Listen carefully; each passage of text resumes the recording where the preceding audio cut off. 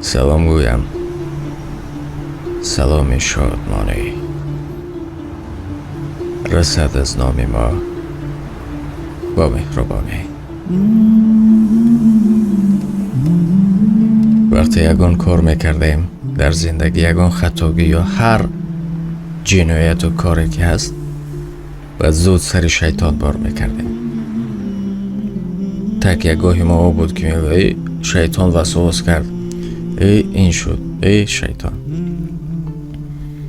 اما دوستان، وقتی آن رسید است که یک بار خود را بسنجید. یعنی در این ماه شیطان زنجیر پیچ است، چیزی نیست که شما را وسواس بکند. با این خاطر کو یک ببینید که همون خواهش و همون رفتار و همون کردار شما هست، خود به خود مقایسه کنید یا میگه انالیز کنید. و شرط نیست که برای این چیز پیش کسی روم یا چی، فقط خود به خود و خود جواب خود رو پیدا خواهید کرد. اگر باشد همون رفتار و کردار و شما، پس زود از پس خود بشوید. زود، چی نرینه است چی مادینه، یعنی زن و مرد،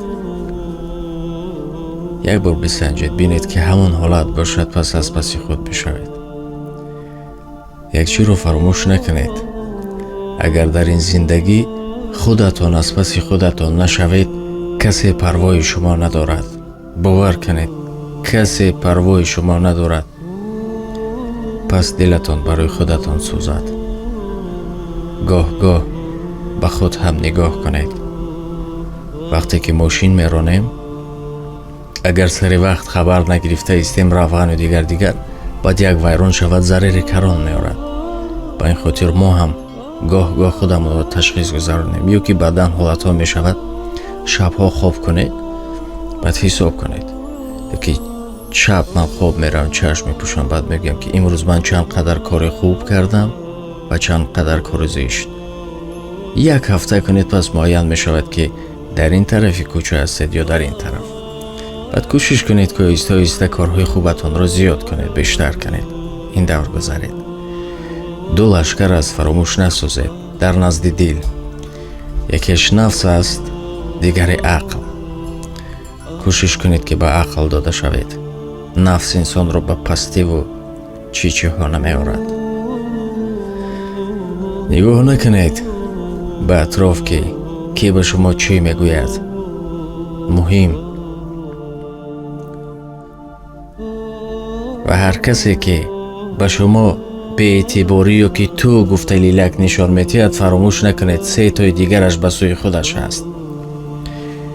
من به شما باور دارم، پس خود شما به خود باید باور داشته باشید. راستی شما رو دوست میدارم. باور کنید نکنید، این من عموما به من شفقتی ندارد.